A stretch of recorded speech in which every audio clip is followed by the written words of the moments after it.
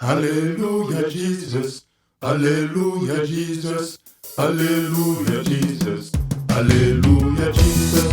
Hallelujah, Jesus. Hallelujah, Jesus. Hallelujah, Jesus. Hallelujah, Jesus. Hallelujah, Jesus. Hallelujah, Jesus. Hallelujah, Jesus. Hallelujah, Jesus. Hallelujah, Jesus. Hallelujah, Jesus. Hallelujah, Jesus. Hallelujah, Jesus. Hallelujah, Jesus. Hallelujah, Jesus.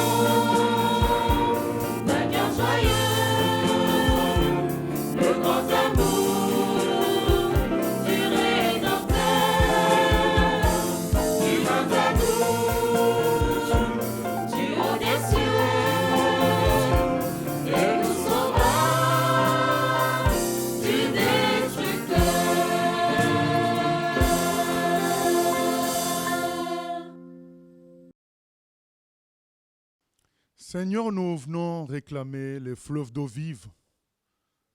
Tu nous as promis que quiconque croit en toi, des fleuves d'eau vive couleront de son sein.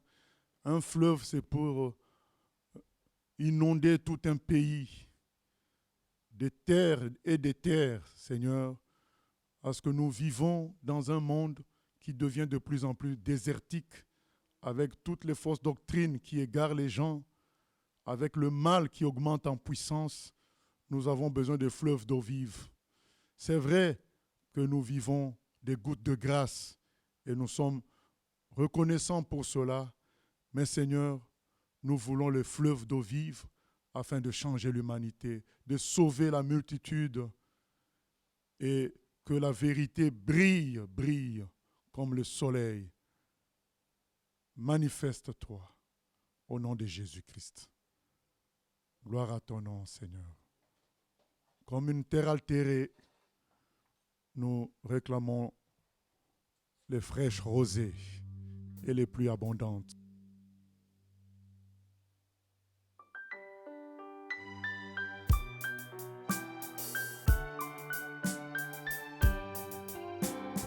Comme une terre altérée, soupire après l'eau du ciel, nous appelons la rosée de ta grâce Emmanuel.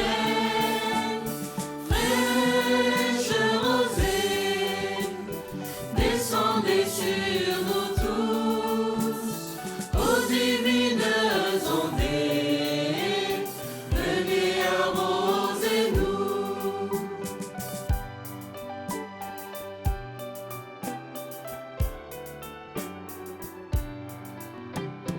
Descends aux pluies abondantes, coule à flot dans notre cœur, donne à l'âme languissante une nouvelle fraîcheur. Fraîche rosée, descendez sur nous tous, aux divines ondées, venez arroser-nous.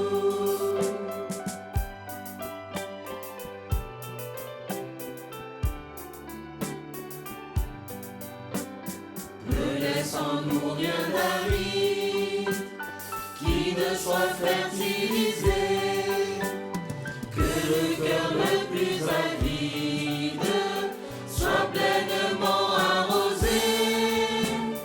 Fraîche rosée, descendez sur nous tous, aux divines ondées, venez arroser-nous.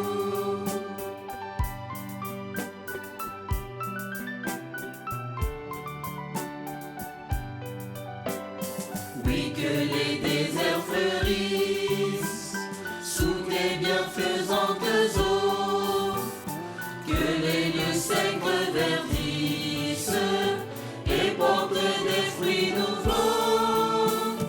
Fraîche rosée, descendez sur nous tous, aux divines ondées, venez arroser-nous.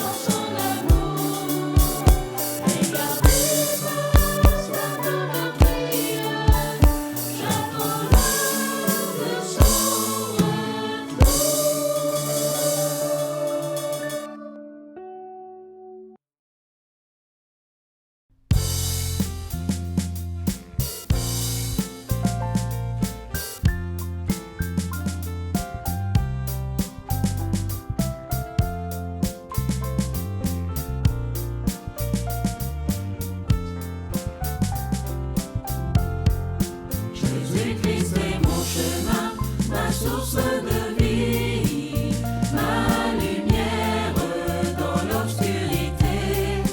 Il dirige mon présent et mon avenir. C'est lui que j'aime de tout mon cœur. Jésus-Christ est mon chemin, ma source de vie, ma lumière dans l'obscurité. Il dirige mon présent et mon avenir. C'est lui que j'aime de tout mon cœur. Il a rempli mon cœur de joie. Jésus a fait de moi un être nouveau. Je ne crains plus rien, car je sais bien que mon sauveur est toujours vainqueur.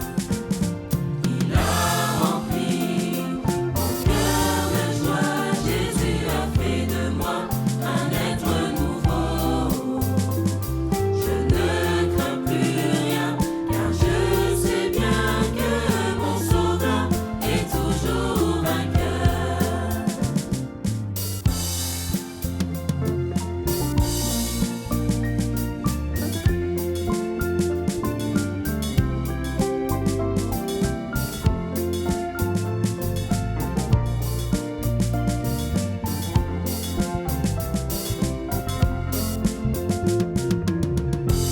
Je vivais dans le péché, oh oui, dans l'égoïsme. Je vivais dans la débauche, dans l'impudicité.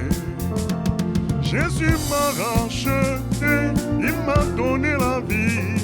Oh oui, je vis, je loue mon Dieu. Rempli Oh, cœur de joie, Jésus a fait de moi un être nouveau. je ne crains plus rien, car Je sais bien que mon sauveur est toujours vainqueur. oh, alléluia. Rempli Jésus, cœur de joie, Jésus a fait de moi un être nouveau. je ne crains plus rien. Je sais bien que mon sauveur est toujours vainqueur. Cherchons d'abord le royaume des cieux et sa justice dans nos vies humaines. Toutes les autres choses nous seront données par-dessus tout.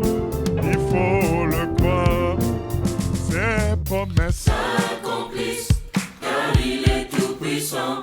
sa parole, Et le pain de vérité et de vie. l'ouverture de ta Bible. Je lis ma Bible quotidiennement en méditant les promesses de vie. Oh, oh, oh, oh, oh, ses promesses, S'accomplissent, car il est tout puissant.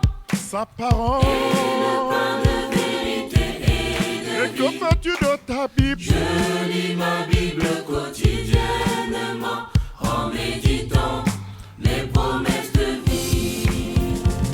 L'Esprit de Dieu m'assiste dans le tourment de ce monde. Oh oui, je vis en liberté. Oh, Jésus a fait de moi un être nouveau.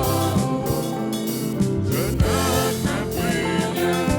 La mort, mon Seigneur, a déjà Allez, allez, allez, alléluia. rempli. Yeah. De joie, Jésus a fait de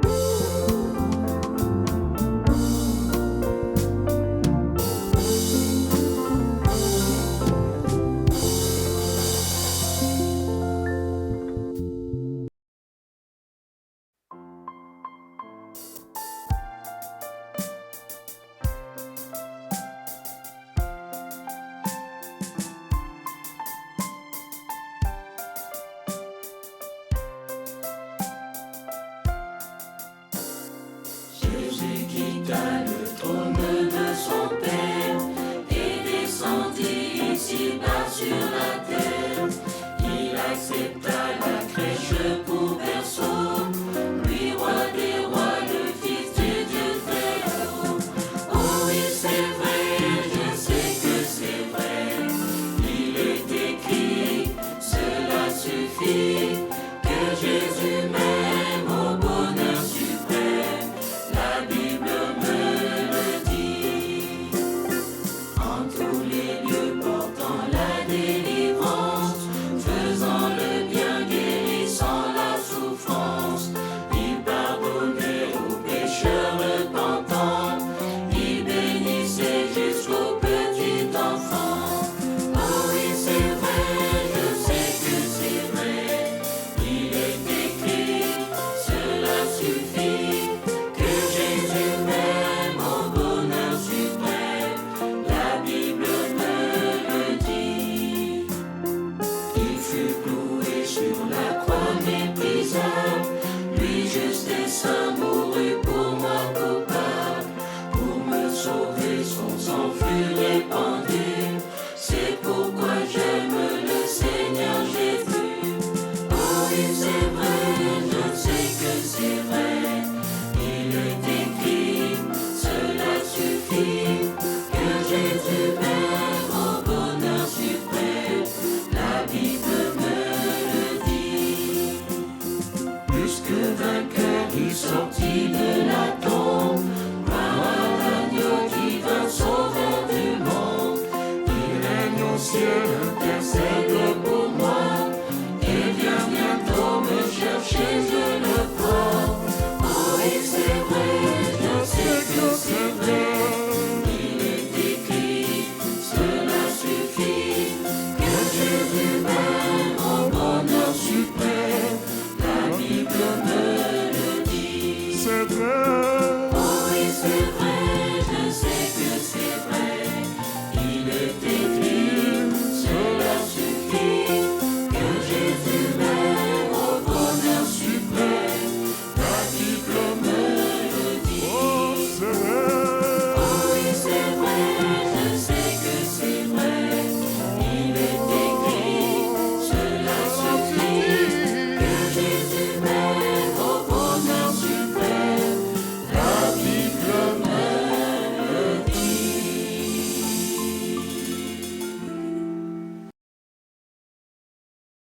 Nous voulons terminer cette série en disant à Dieu seul la gloire, car c'est lui qui fait tout, c'est lui qui produit tout. Il est écrit que c'est lui qui produit en nous le mouvement et l'être.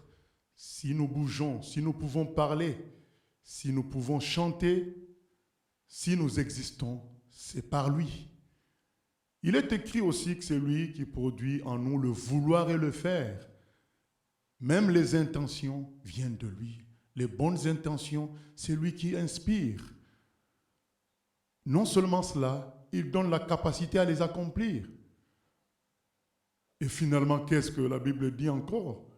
Que toute grâce excellente et tout don parfait vient du Père d'en haut, le Père des Lumières, en qui il n'y a point de changement. Et nous comprenons tous par là que tout ce que nous venons de produire vient de lui à 100%. Et c'est pourquoi nous voulons lui rendre gloire à lui et à lui seul. Que son nom soit béni et que Dieu vous bénisse. À Dieu seul la gloire.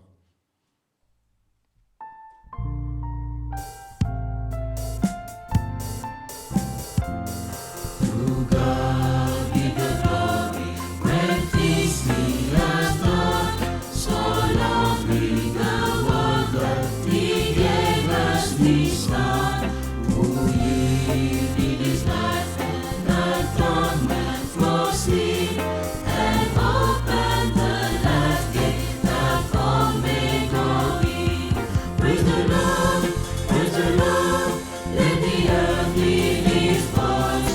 Praise the Lord, let the people rejoice. Oh God, to the Father, to Jesus the Son, and give him the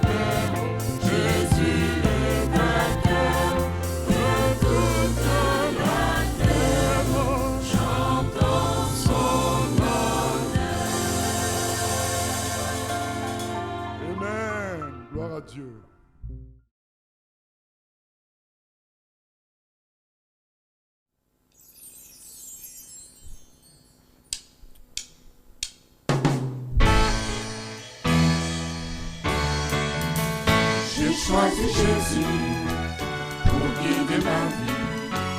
Mon bien-aimé Jésus, il est à moi, je suis à lui. J'ai choisi Jésus pour guider ma vie. Gloire à Dieu, nous sommes dans la joie de nous retrouver avec notre Papa du ciel pour écouter sa parole dans la suite de notre série Béréen l'explorateur. Voilà. La série qui est consacrée à l'étude de la Bible, livre par livre, chapitre par chapitre, pour nous aider à avoir une idée générale de ce qui est contenu dans la parole, mais nous aider également à prendre la parole comme une nourriture dont on a besoin quotidiennement. Et aujourd'hui, nous allons analyser les psaumes 141 jusqu'au psaume 144. Donc nous allons lire le psaume 141. Psaume 141. Psaume de David. Éternel, je t'invoque. Viens en hâte auprès de moi. Prête l'oreille à ma voix quand je t'invoque. Que ma prière soit devant ta face comme l'encens, et mes mains tendues comme l'offrande du soir. Éternel, mets une garde à ma bouche. Veille sur la porte de mes lèvres. N'entraîne pas mon cœur à des choses mauvaises, à des actions coupables avec les hommes qui font le mal, et que je ne prenne aucune part à leur festin. Que le juste me frappe, c'est une faveur. Qu'il me châtie, c'est de l'huile sur ma tête. Ma tête ne se détournera pas. Mais de nouveau ma prière s'élèvera contre leur méchanceté. Que leur juge soit précipité le long des rochers. Et l'on écoutera mes paroles, car elles sont agréables. Comme quand on laboure et qu'on fend la terre. Ainsi nos os sont dispersés à l'entrée du séjour des morts. C'est vers toi, Éternel, Seigneur, que je tourne mes yeux. C'est auprès de toi que je cherche un refuge. N'abandonne pas mon âme. Garantis-moi du piège qu'ils me tendent et des embûches de ceux qui font le mal. Que les méchants tombent dans leur filet et que j'échappe en même temps. Voilà, gloire à Dieu. Que les méchants tombent dans leur filet et que j'échappe en même temps. Donc ce psaume nous appelle au calme face aux persécutions, face aux pièges de l'ennemi, puisque la conclusion c'est que les méchants tombent dans leur filet. Donc en quelque sorte, ce psaume nous dit que les méchants, lorsqu'ils nous attaquent, le but profond, c'est de nous faire tomber nous-mêmes. Le but apparent, c'est de nous faire du mal. Mais ce psaume insiste sur notre réaction. Vous voyez, c'est écrit, verset 3, pardon. Éternel, mets une garde à ma bouche.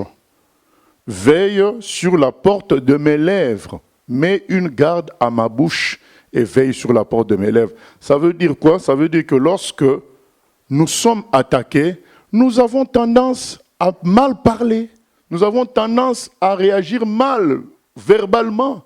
Et c'est ça le vrai piège. C'est ça le vrai problème. Que nous souffrions, c'est secondaire. Le vrai problème, c'est rester calme. Comme il est écrit dans Romains 12, être vainqueur du mal par le bien. C'est ça que nous devons respecter. Parce que sinon, ils auraient réussi dans le but profond du mal qui est de nous faire pécher. Le but réel de Satan, ce n'est pas de nous tuer, ce n'est pas de nous emprisonner, de nous torturer. Ce n'est pas ça son plus grand plaisir. son plus grand plaisir, c'est que nous renions Dieu par notre comportement, que nous soyons semblables à lui plutôt qu'à Dieu par notre comportement. Et donc, il va y aller de sa persécution, de ses injures, de ses critiques, pour nous mettre mal à l'aise et nous pousser à mal réagir. Et quand on réagit mal, on est finalement tombé dans le vrai piège. Voilà, le vrai piège, c'est de nous pousser à pécher. Et donc, ce psaume nous exhorte à garder le calme face aux méchants. Le calme face à la méchanceté, ne pas tomber dans le piège. Verset 4, « N'entraîne pas mon cœur à des choses mauvaises, à des actions coupables avec les hommes qui font le mal, et que je ne prenne aucune part à leur festin. » Voilà. Ne m'entraîne pas à des actions coupables. Donc, on est tenté de répondre au mal par le mal. C'est la réalité.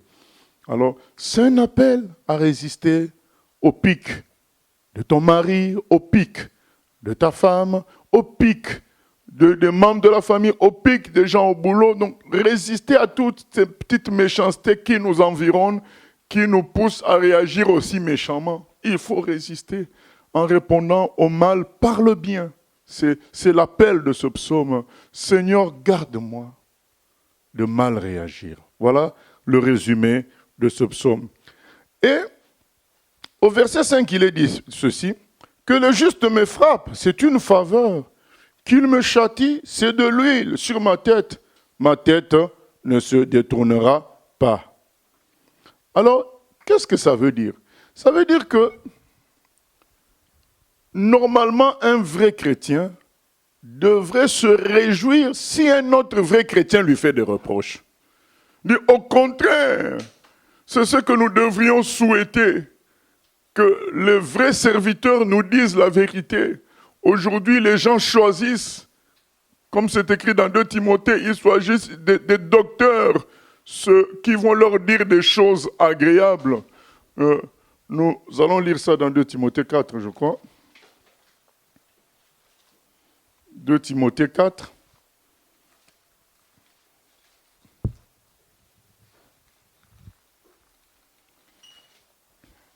Voilà, les gens aujourd'hui ne suivent pas ce que nous sommes en train de lire dans ce psaume.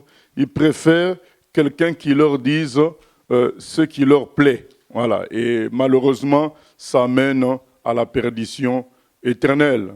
Verset 3, à partir du verset 3.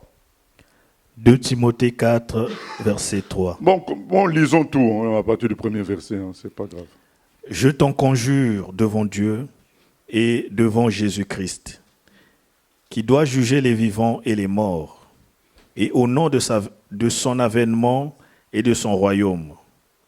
Prêche la parole, insiste en toute occasion, favorable ou non, reprend, censure, exhorte, avec toute douceur et en instruisant. Car il viendra un temps où les hommes ne supporteront pas la saine doctrine, mais, ayant la démangeaison d'entendre des choses agréables, ils se donneront une foule de docteurs selon leurs propres désirs, détourneront l'oreille de la vérité et se tourneront vers les fables. Voilà la réalité. On nous dit que dans le temps de la fin, voilà, les gens vont se choisir des docteurs, des faux docteurs, qui vont leur dire des choses agréables. Ils ne vont pas aimer les vrais serviteurs de Dieu. Et ce psaume nous dit le contraire. Que le juste me frappe, c'est une faveur. Qu'on te corrige par un chrétien, c'est une faveur.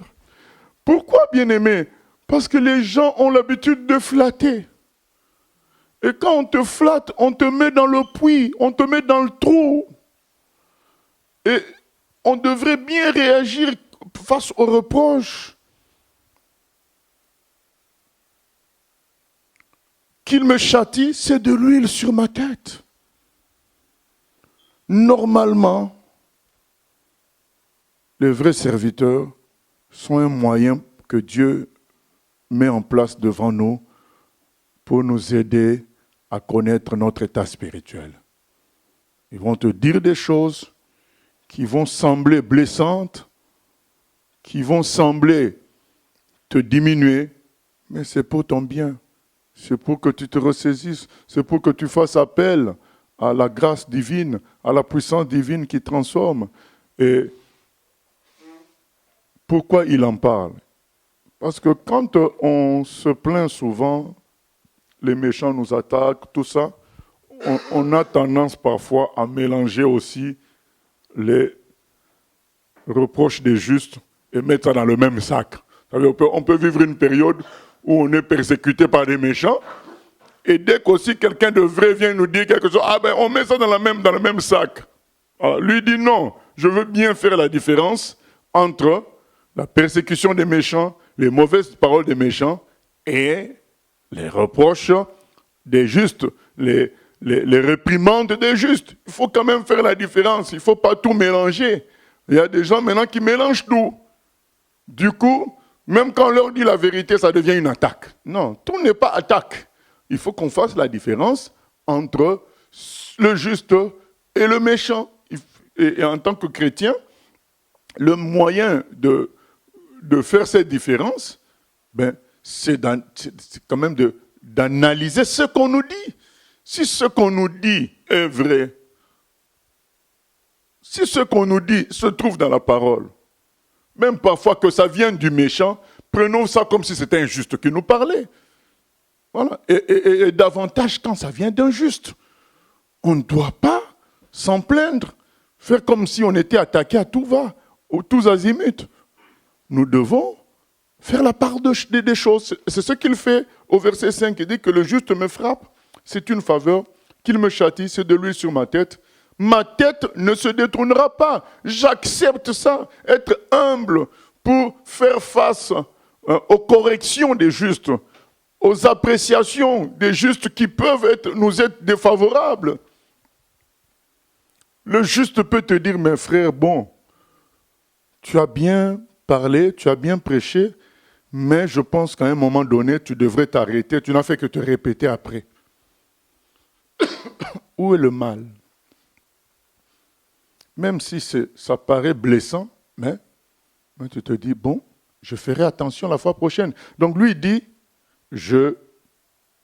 ma tête ne se détournera pas.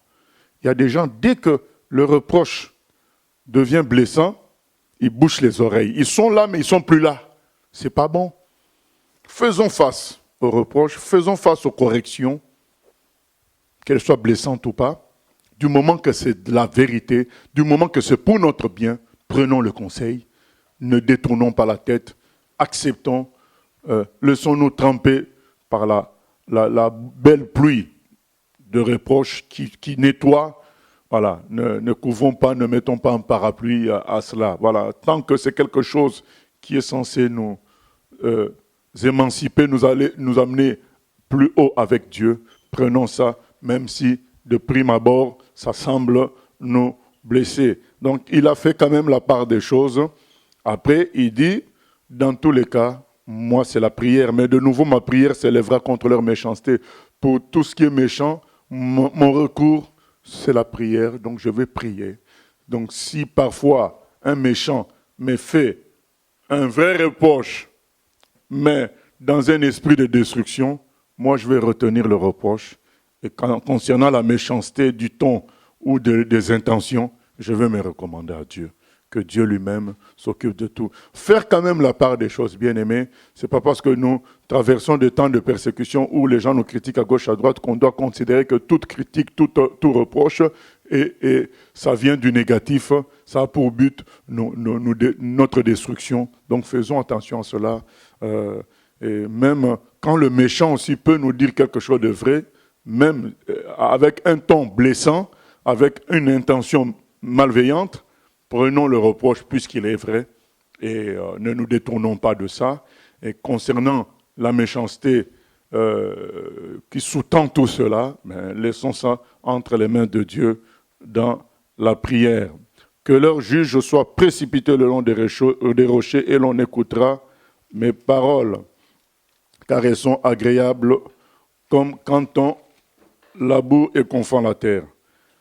C'est vers toi, éternel Seigneur, que se tournent mes yeux. Voilà, c'est auprès de toi que je cherche un refuge. Voilà, il ne faut jamais chercher à paraître bon, juste. Il faut se recommander à Dieu toujours. C'est vrai, bien-aimé, ça c'est vraiment un conseil très important. Cherchons à ce que toujours Dieu nous porte. C'est vrai que quand on nous critique, c'est nous qu'on critique. On critique les gens qui parlent, ne semblent pas s'attaquer à Dieu. Mais nous, souvenons-nous, en ce qui nous concerne, que c'est Dieu qui nous porte. Ne cherchons pas à prouver qu'on est bon. Ne cherchons pas à prouver qu'on est juste. Disons, Seigneur, tu as entendu. Ce qui est vrai dans tout, de tout ce qu'ils ont dit, Seigneur, corrige cela en moi. Et que tout ce qui procède de la méchanceté, Seigneur, couvre-moi, protège-moi de tout cela. C'est en toi, c'est vers toi, Éternel, que se tournent mes yeux. Amène-moi à faire ta volonté. Verset 9, très beau verset. Garantis-moi du piège qu'ils me tendent et des embûches de ceux qui font le mal. Et la suite, c'est dans 10. Que les méchants tombent dans leur propre filet et que j'échappe en même temps. Voilà, donc s'il y a des intentions mauvaises dans ces reproches, dans ces persécutions, que les gens, puisque, comme on a dit au début, le but final, c'est quoi? C'est que nous, on tombe dans un filet, que nous, on pêche, qu'on fasse le mal, que les méchants eux-mêmes tombent dans ce filet-là et que nous, on s'échappe en même temps. Gloire à Dieu. Oui, question. Dans ce verset, que les juges soient précipités le long des rochers, puis que les méchants tombent dans leur filet. On dit que la bouche parle de l'abondance du cœur. On voit que David, est-ce qu'on dirait que c'est une malédiction? Parce que dans le Nouveau Testament, on dit qu'on ne maudisse pas, bénissez vos ennemis. Donc, quand on a des pensées, lui, il les dit tout haut, OK, ses pensées. Oui. Et nous qui sommes chrétiens aujourd'hui, oui, même dans le Nouveau Testament, Dieu nous informe quand même, comme le frère Paul a dit, il prend les sages à leur propre ruse. Donc, c'est que les méchants tombent dans leur propre filet. Donc, ça reste quand même une parole divine. OK. Et que les juges soient écrasés, soient précipités le long des rochers. Mais nous, on ne peut pas faire cette prière-là. Voilà. Okay. Mais nous reprenons ce que le Seigneur a dit. Voilà, peut-être tu n'as pas fini, je te laisse parler. Non, voilà. Nous reprenons ce que le Seigneur a dit concernant les choses du temps de l'Ancien Testament. Il avait dit que Moïse a permis ces choses-là parce que votre cœur était encore dur.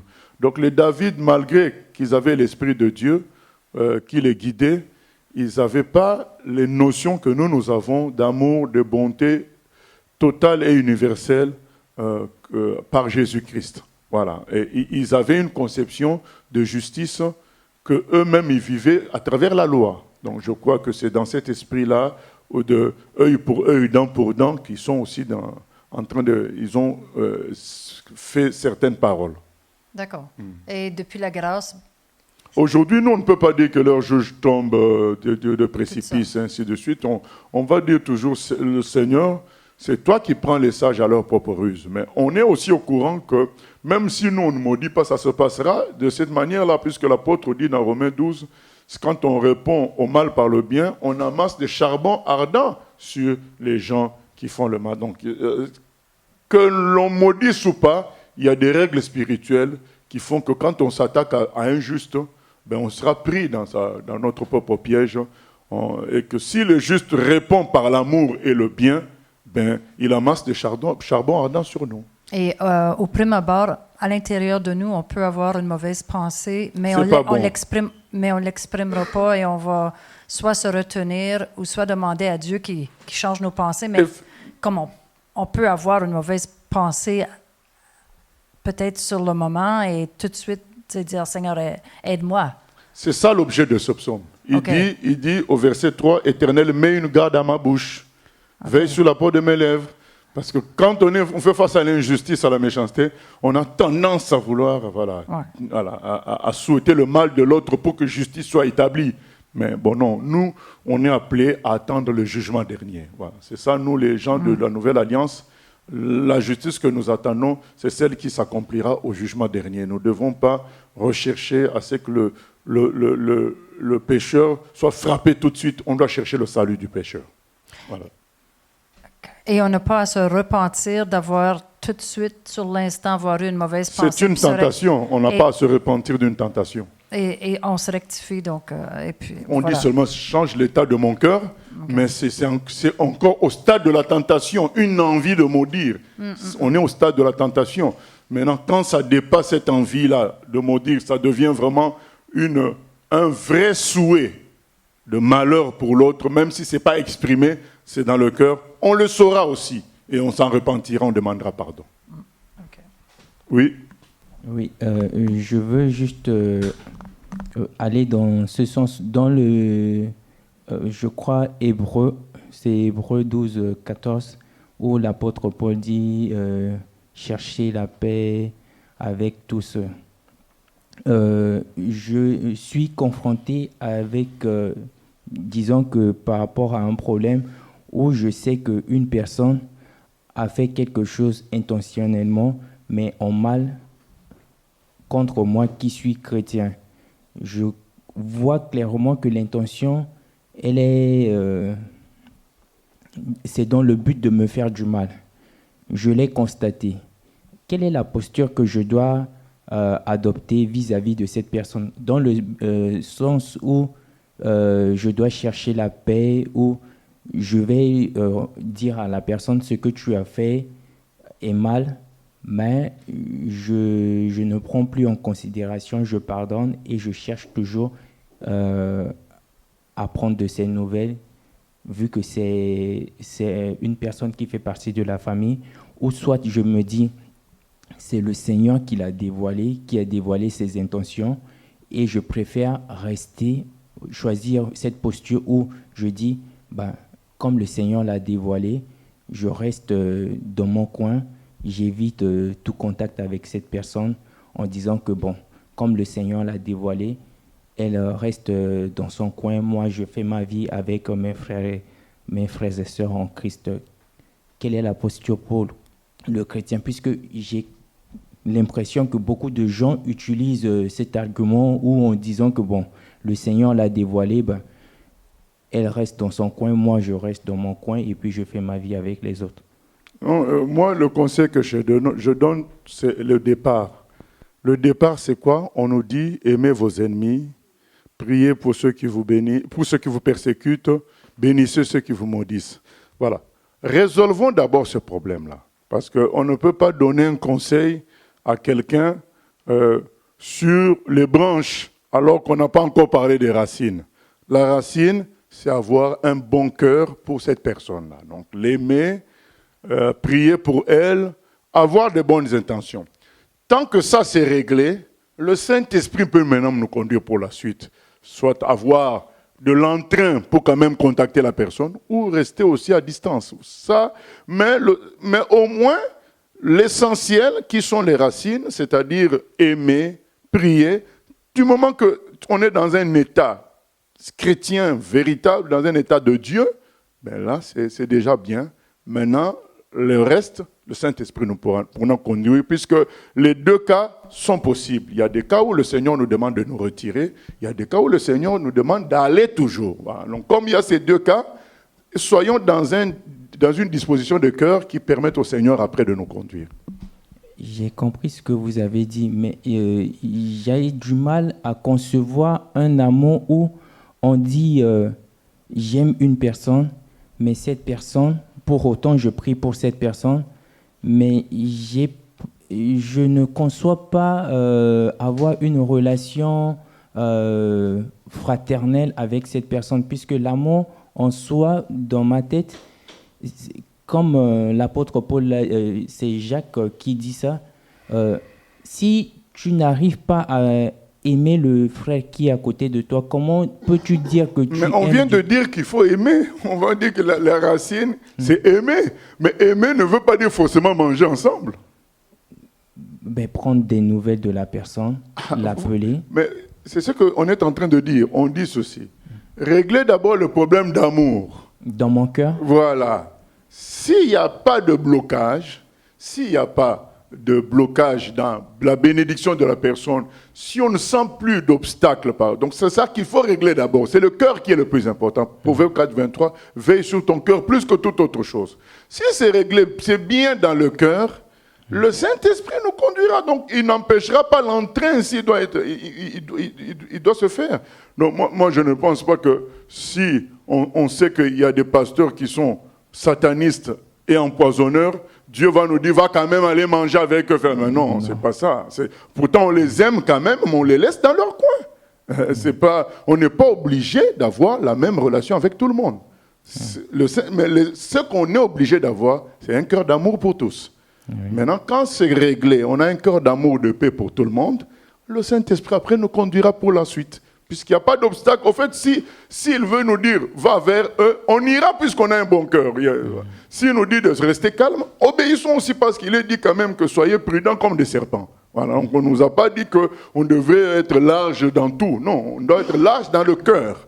Mais dans les actes, il faut qu'on soit aussi prudent comme des serpents, doux comme des colombes, prudents comme des serpents. Voilà, c'est pourquoi on doit... Parce qu'il y a des gens qui se sont obligés quand même, malgré le fait que le Saint-Esprit les avertissait. Non, c'est quand même mon frère, c'est quand même un pasteur, c'est quand même un chrétien. Mais non, attention, bien-aimés, ce n'est pas parce que on nous appelle à aimer tout le monde qu'on nous appelle à communier avec tout le monde.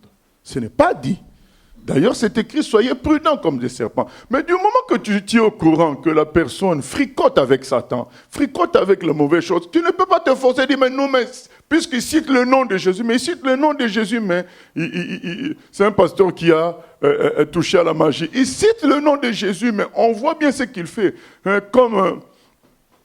Nous tous, on est passés par là, où tu es dans une église où il y a des mauvaises prédications, des mauvaises allusions bibliques, mais tu te couvres du fait qu'il y a une sorte de puissance. Et tu te dis, mais si Dieu n'était pas là, il n'y aurait pas cette puissance, il n'y aurait pas le nombre qui augmenterait. Il n'y aurait pas... Parfois, quand on chante, tu sens comme une sorte de bien-être dans cette église-là aussi. Mais le tissu est mauvais. Ce que le pasteur fait, c'est pas bon, c'est pas biblique. Et on se dit, mais non, c'est pas grave, il y a quand même Dieu. Attention, ce qu'on pense là être Dieu peut être Satan. Il est écrit, Satan se déguise en ange de lumière. Jésus a dit, soyez prudents comme des serpents. Quand on sait que des gens fricotent avec l'ennemi, on doit faire attention. On doit écouter le Saint-Esprit. Maintenant, si le Saint-Esprit te dit, malgré tout, je t'ai envoyé quand même vers ta famille, vers ce... Ah, ça c'est le Saint-Esprit. Mais moi, en tant que pasteur, je ne peux pas conseiller quelqu'un, dire à quelqu'un, là-bas c'est flou, va quand même par amour. Je ne peux pas. Moi, je suis qu'un homme. Seul le Saint-Esprit peut dire, va quand même, je serai avec toi, puisque j'ai une mission pour toi. Mais nous, en tant qu'humains, on ne peut pas dire « va quand même ». Non, on ne peut pas, puisqu'on sait bien que l'endroit est mauvais. Mais on garde un cœur d'amour, un cœur de paix. Donc, il faut être dans cet esprit-là. Voilà. Donc, oui.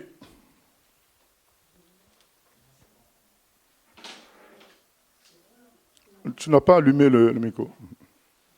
Il y a un verset, la deuxième phrase du verset 7 que je ne comprends pas. Le verset 7, c'est « comme quand on laboure et qu'on fend la terre », qui est la suite du 6. Et après, ça dit « ainsi nos os sont dispersés à l'entrée du séjour des morts ». Ça, cette phrase, je ne la comprends pas. « Ainsi nos os sont dispersés à l'entrée du séjour des morts ». Je ne sais pas, est-ce que ce n'est pas pareil comme quand on laboure et qu'on fend la terre, ainsi nos os sont dispersés. C'est un spectacle de destruction. Donc quand on laboure, on fend la terre, on détruit. Donc je crois que c'est comme le même spectacle de destruction que, qui montre la mort, quoi, qui montre la destruction. Oui, mais pourquoi nos os, ça parle des justes. Ah oui, ben oui, c'est la souffrance des justes face à... Ça peut composer. Quand les justes subissent la persécution, c'est comme s'ils sont brisés. Leurs os sont répandus. C'est dans ce sens-là. C'est la sensation qu'on a face à des persécuteurs qui paraissent très forts. On a une sensation mort, de destruction. Ouais, alors donc la première phrase du verset 7, je ne l'ai pas comprise non plus.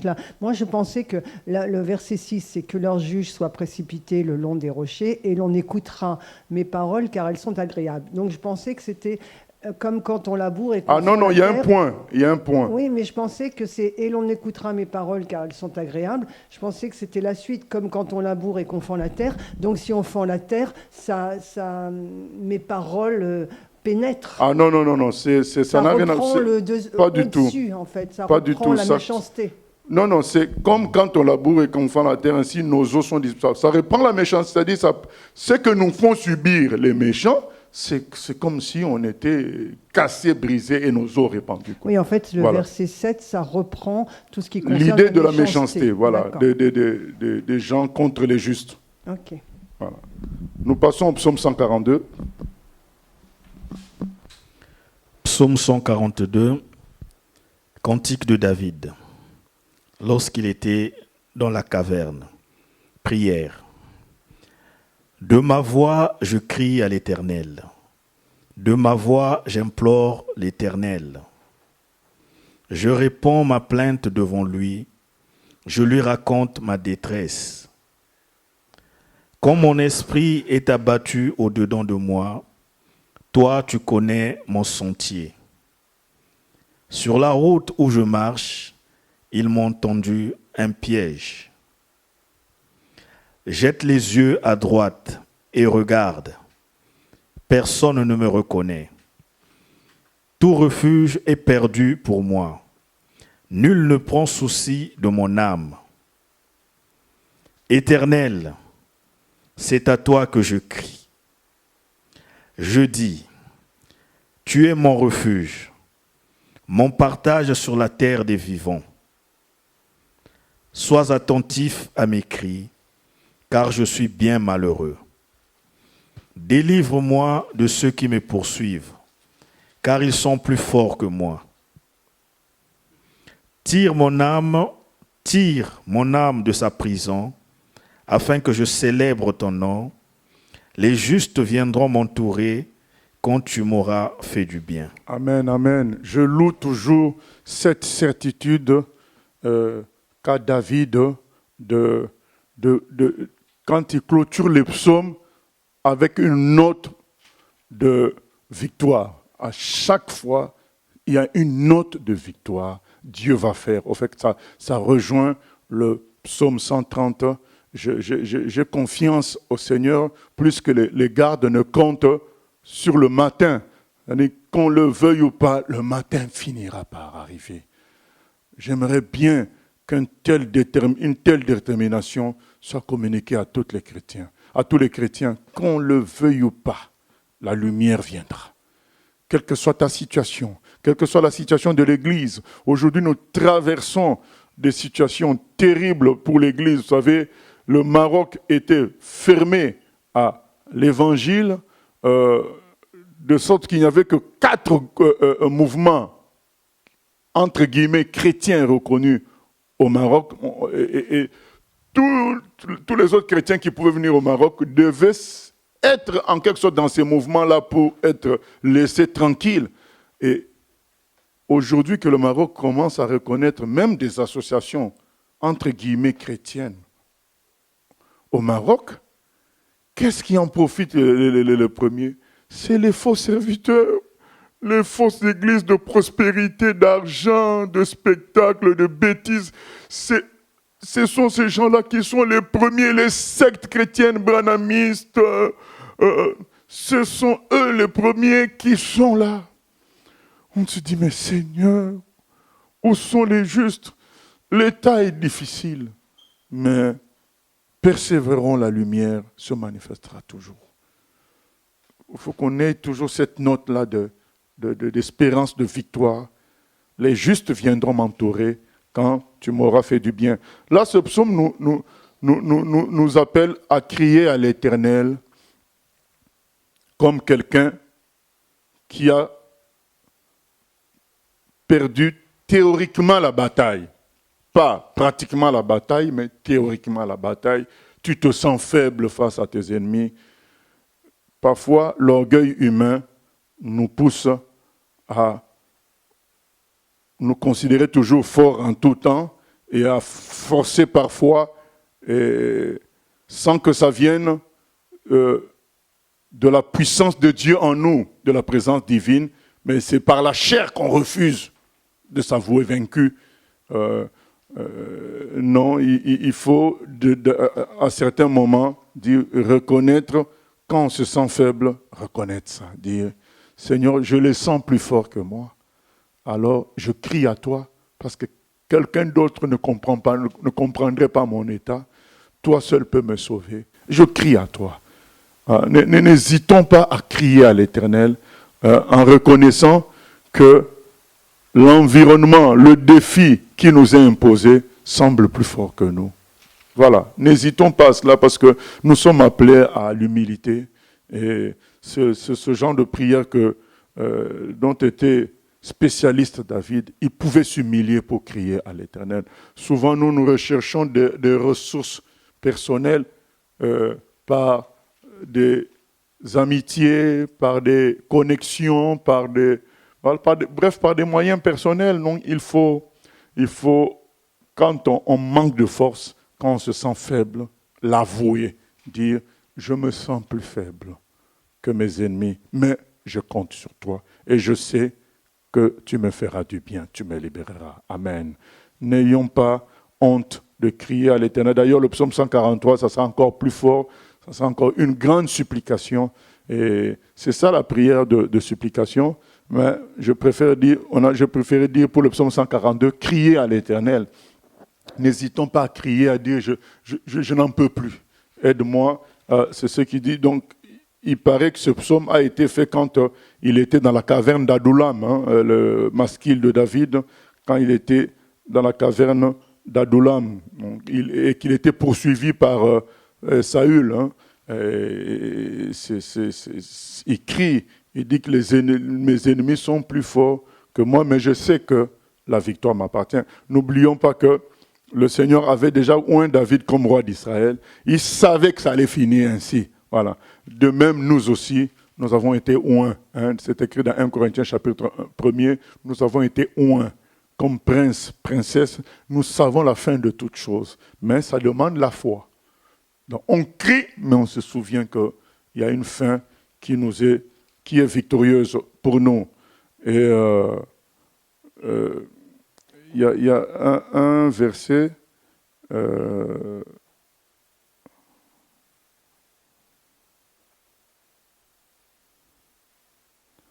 quand mon esprit est abattu au-dedans de moi, tu connais mon sentier. Sur la route où je marche, ils m'ont tendu un piège. Voilà, personne ne me reconnaît, tout refuge est perdu pour moi. Voilà.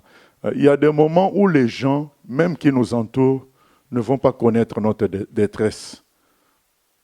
Parce que, qu'est-ce qu'on voit aujourd'hui? Les gens cherchent plus le soutien humain que le soutien de Dieu. Ils veulent à tout prix que l'entourage leur soit favorable. Il faut qu'on accepte qu'il y a des moments où l'entourage ne pourra pas saisir l'épreuve par laquelle Dieu nous fait passer. Il faut qu'on soit indulgent vis-à-vis de notre entourage. L'épreuve d'une personne, elle est à cette personne. Nous ne sommes pas Dieu pour sentir exactement ce que tu sens. D'où on doit avoir pour habitude de recourir à l'Éternel. Parce que si on veut à tout prix le soutien de l'entourage, on est en train de les charger d'une responsabilité dont ils sont incapables. Parce qu'ils ne peuvent pas, ils ne sont pas Dieu pour savoir exactement. C'est vrai que parfois ils peuvent être distraits. Bon, ça c'est Dieu qui verra. Mais nous, puisqu'on a le soutien de l'Éternel, crions à Dieu, crions à l'Éternel.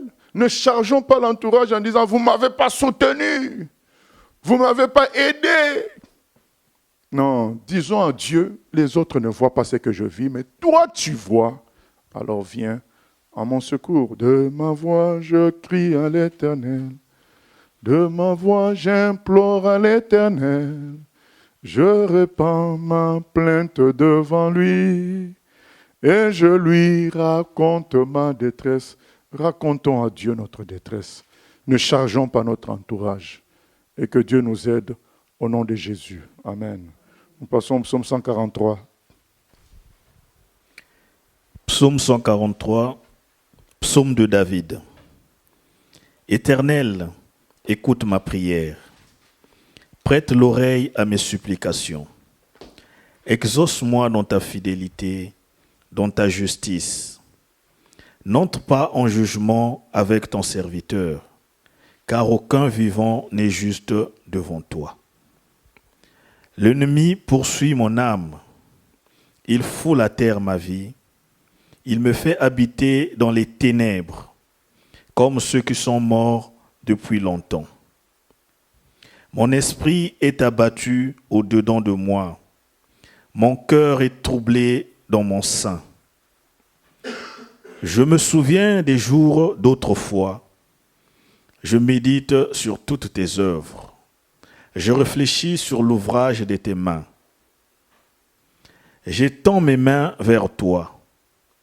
Mon âme soupire après toi comme une terre desséchée.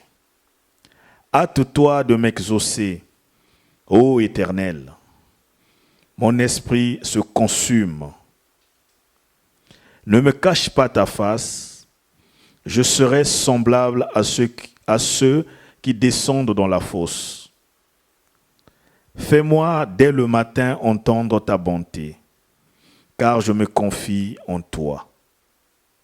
Fais-moi connaître le chemin où je dois marcher, car je lève à toi mon âme.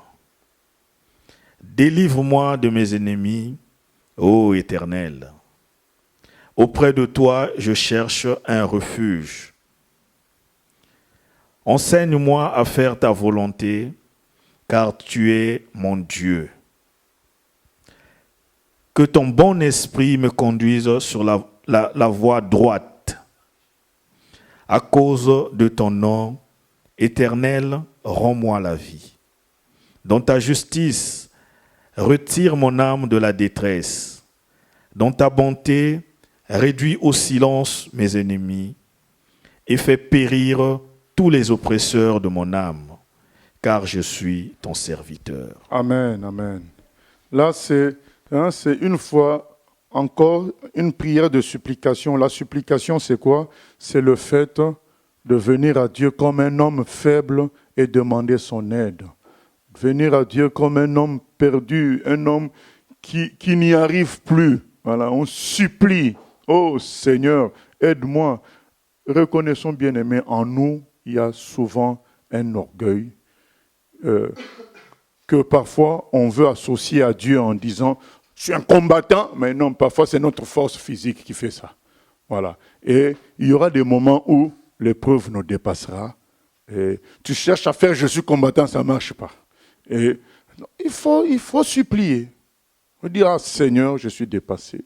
Délivre-moi de mes ennemis. » C'est Dieu qui permet ça afin de nous purger de notre orgueil qui est nocif et qui produira sa nuisance le jour où il nous donnera une gloire, une force pour faire des exploits. C'est là que cet orgueil va devenir un ogre qui va nous manger. Alors, il se sert des temps d'épreuve pour nous vider de ça. Et ça passe par des prières de supplication. Parce qu'il y aura des moments où on n'aura même pas peur. Même face à 10 millions de personnes, on va leur dire « je triomphe de vous » parce qu'on est loin. Comme David face à Goliath. Ce n'est pas sa force, c'est l'onction de Dieu. Il y aura des moments, ça sera comme ça. Mais acceptons aussi qu'il y ait des moments où il y a comme un vide en nous qui nous pousse à ne pas nous placer devant les ennemis pour dire « au nom de Jésus ». Non. Acceptons qu'il y ait des moments où on dit « Seigneur, je suis faible, je suis fatigué, j'ai besoin de ton aide. Délivre-moi ». Voilà, c'est ça le terme qui est ici, « délivre-moi ». Donc on est en détresse. Il y a des moments de détresse dans la vie chrétienne. Et j'aime le frère Paul, il en a parlé dans 2 Corinthiens 1, je crois, 8 à 9. On va lire 2 Corinthiens 1, 8 à 9, il dit qu'on était tellement dépassés qu'on n'espérait même plus être sauvés. Voilà. Il faut être honnête. Ils n'avaient même plus la foi qu'ils allaient être délivrés. Mais il s'est dit, qu'on meurt au moins, on ressuscitera. Il y a des moments où on n'a même plus la foi qu'on va être délivré. La foi qu'on devrait avoir, c'est Dieu qui purge tout ce qui peut être force personnelle dans notre marche afin de mettre sa force à lui. Voilà. Acceptons cette faiblesse-là et crions à Dieu, comme le fait notre frère David, avec cette prière de supplication, psaume 143. Oui, 2 Corinthiens 1, 8 à 9. Nous ne voulons pas, en effet, vous laisser ignorer, frères, au sujet de l'affliction qui nous est survenue en Asie, que nous avons été excessivement accablés au-delà de nos forces, de telle sorte que nous désespérions même de conserver la vie. Et nous regardions comme certains notre arrêt de mort, afin de ne pas placer notre confiance en nous-mêmes, mais de la placer en Dieu qui ressuscite les morts. Voilà. Donc c'était une telle affliction qu'ils n'avaient pas le courage du guerrier chrétien à dire « Ah, on tiendra, on gagne ». Il y a pas un moment donné, il n'y a même pas ce courage-là. C'est là qu'on passe par la prière de supplication. « Seigneur, délivre-moi. Seigneur, je me remets entre tes mains. » Voilà, ça paraît, c'est la prière du faible, mais c'est la prière de l'homme en détresse. Ça existe dans les prières chrétiennes. C'est écrit dans Philippiens 4, 6 à 7. Ne vous inquiétez de rien, mais en toute chose, faites connaître à Dieu vos besoins par des prières, des actions de grâce, des prières, des supplications aussi, voilà, des actions de grâce. Donc il y a toutes sortes de prières et la supplication en fait partie. Donc on ne doit pas penser qu'on n'aura qu'à faire des louanges et des prières de victoire. Il y aura des moments de prières de supplication. Acceptons cela pour nous purifier de l'orgueil qui nous enveloppe facilement. Voilà, nous continuons, psaume 144, l'Éternel qui se manifeste en guerrier.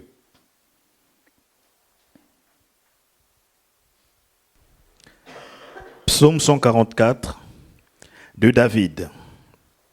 Béni soit l'Éternel, mon rocher, qui exerce mes mains au combat, mes doigts à la bataille, mon bienfaiteur et ma forteresse, ma haute retraite et mon libérateur, mon bouclier, c'est lui qui est mon refuge, qui m'assujettit mon peuple. Éternel, qu'est-ce que l'homme pour que tu le connaisses? Le Fils de l'homme pour que tu prennes garde à lui. L'homme est semblable à un souffle. Ses jours sont comme l'ombre qui passe. Éternel, abaisse tes cieux et descends. Touche les montagnes et qu'elles soient fumantes. Fais briller les éclairs et disperse mes ennemis. Lance tes flèches et mets-les en déroute.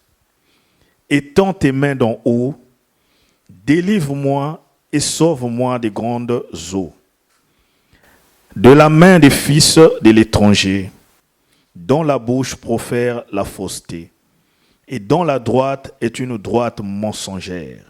Voilà, on s'arrête là pour le moment. On voit dans la première partie le roi David dire au verset 2, « Mon bienfaiteur est ma forteresse, ma haute retraite est mon libérateur, mon bouclier, celui qui est mon refuge, qui m'assujettit mon peuple. » Vous voyez, même en ce qui concerne sa gouvernance du peuple, David reconnaît que si les gens lui obéissent, c'est parce que c'est Dieu qui met la pression de son autorité sur les gens.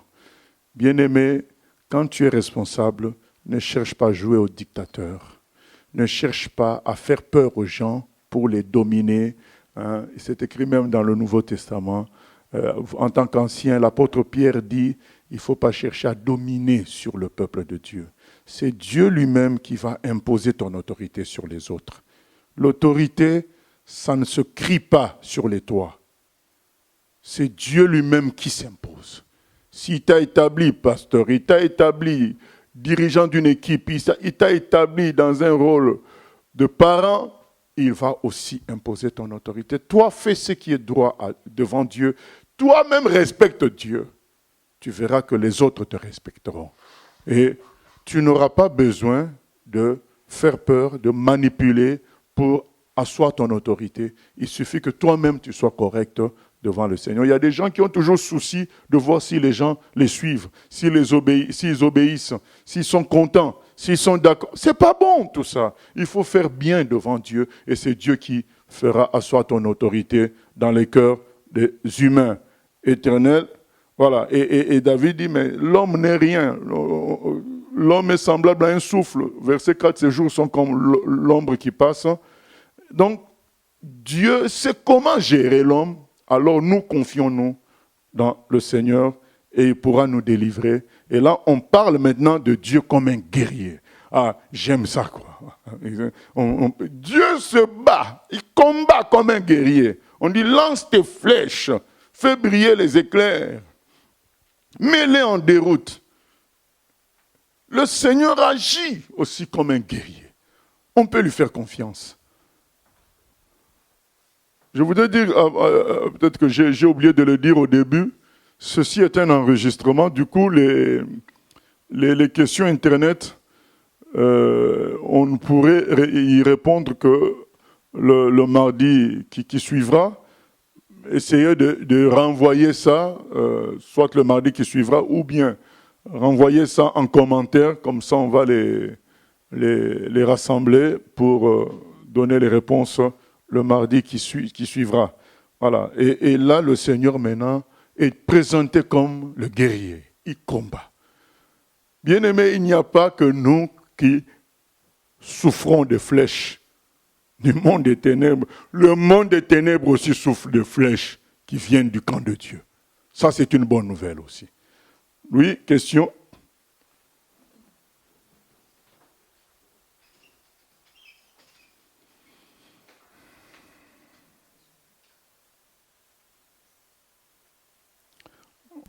Pasteur, la question que je voulais poser, c'était c'est quoi la différence entre le combat de Dieu et le combat du chrétien?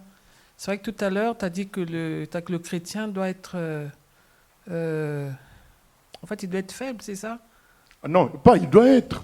Il arrive des moments où il ne sent pas de force en lui. En ce moment-là, il fait des prières, des supplications.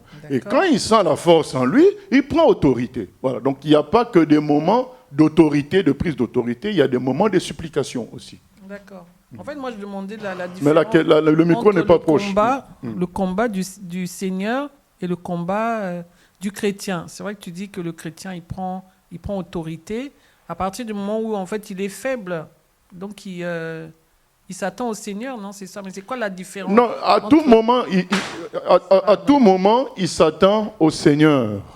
Mais il y a des moments... Donc, en s'attendant au Seigneur, il y a plusieurs façons. Bon. Quand on a comme une révélation, comme David face à Goliath, il prend autorité, il attaque. Mais le même David, là, il est poursuivi par Saül. Mais il n'a pas pris autorité pour dire « je vais me battre contre Saül ». Il a compris que là, ce n'est pas la voix de Dieu. Je m'attends toujours au même Dieu, mais en suppliant qu'il vienne m'aider. Nous continuons. Verset 8. Ô Dieu, je te chanterai un cantique nouveau. Je te célébrerai sur le luth à 10 cordes. Toi qui donnes le salut au roi, qui sauva du glaive meurtrier David, ton serviteur. Délivre-moi et sauve-moi de la main des fils de l'étranger, dont la bouche profère la fausseté, et dont la droite est une droite mensongère.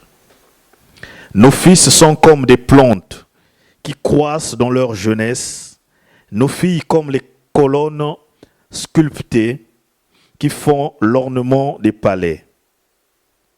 Nos greniers sont pleins, regorgeant de toute espèce de provisions.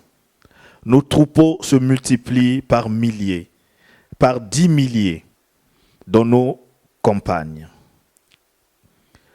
Nos génisses sont fécondes.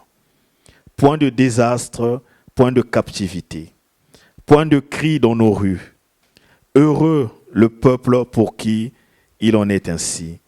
Heureux le peuple dont l'Éternel est le Dieu. Amen, amen. Le roi David dit, je vais te louer, mon Dieu, au verset 9. Ô Dieu, je chanterai un cantique nouveau, je te célébrerai sur le luth à 10 cordes, toi qui donnes le salut au roi.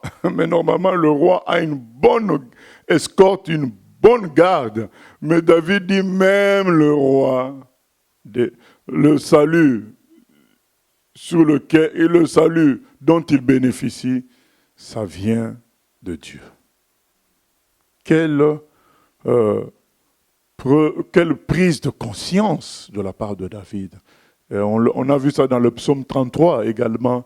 Ce n'est pas une grande armée qui sauve le roi. C'est Dieu, bien-aimé.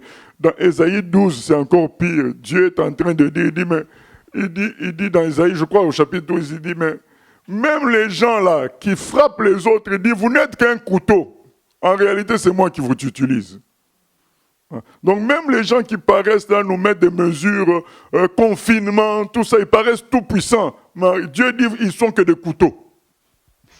C'est Dieu qui finalement les utilise. Ils sont rien.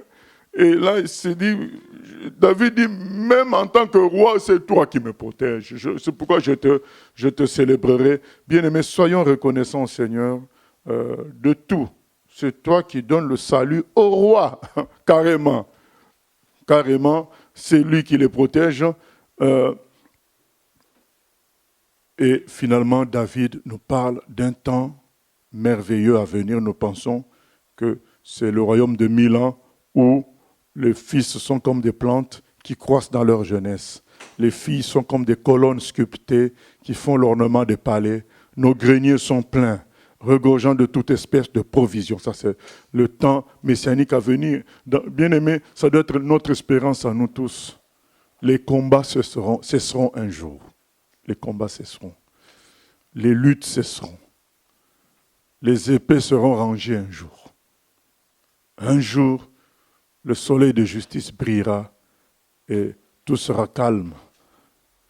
Nos génisses sont fécondes, verset 14, point de désastre, point de captivité, point de cri dans nos rues. Heureux le peuple pour qui il en est ainsi. Heureux le peuple dont l'Éternel est le Dieu. Amen. Voilà, nous allons bénir le Seigneur. Nous demandons, bien-aimés qui suivent, de se joindre à nous dans la prière également par rapport à la fête de la musique qui demande beaucoup de prières pour que le Seigneur soutienne la chorale, soutienne les bien-aimés qui sont en action sur place et touche la ville de Rouen. Et je pense que nous allons mettre ça, nous mettons notre concert en même temps en direct, peut-être après cette étude biblique ou sur Facebook. Mais en tout cas, il y aura une forme de direct. Soyez attentifs à ça s'appelle quoi, à la chose qui annonce, aux notifications. Voilà, nous allons prier le Seigneur et pour la fête de la musique et pour ce que nous venons d'écouter, que le Seigneur nous aide. Seigneur, nous venons prier pour te dire merci pour ces enseignements que le frère David nous donne à travers les psaumes. Comme quoi, Seigneur, nous ne sommes rien. Notre protection vient de toi, Seigneur. Nous ne sommes rien. C'est toi qui nous combles de bonté, d'amour.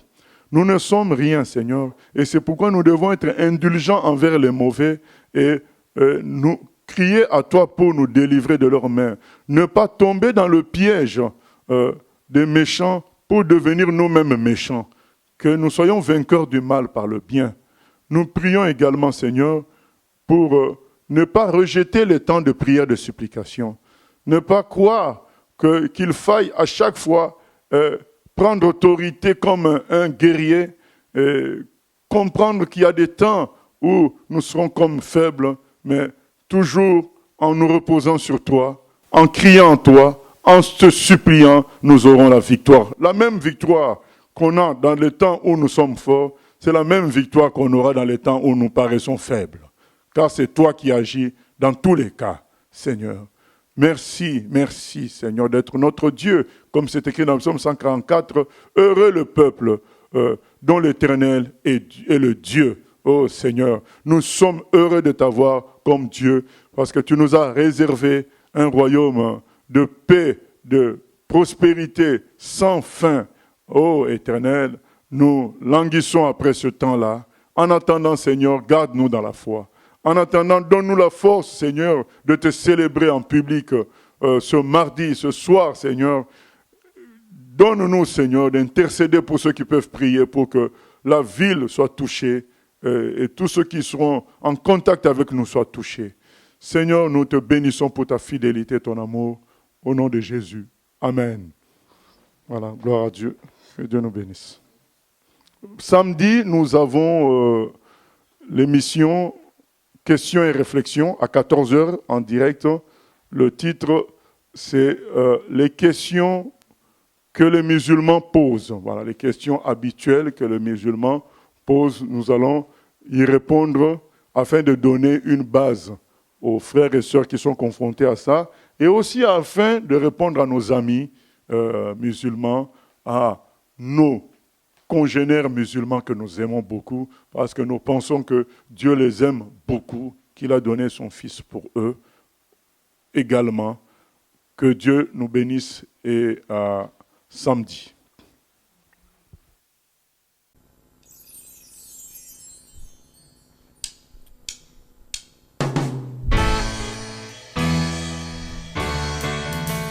J'ai choisi Jésus pour guider ma vie. Mon bien-aimé Jésus, il est à moi.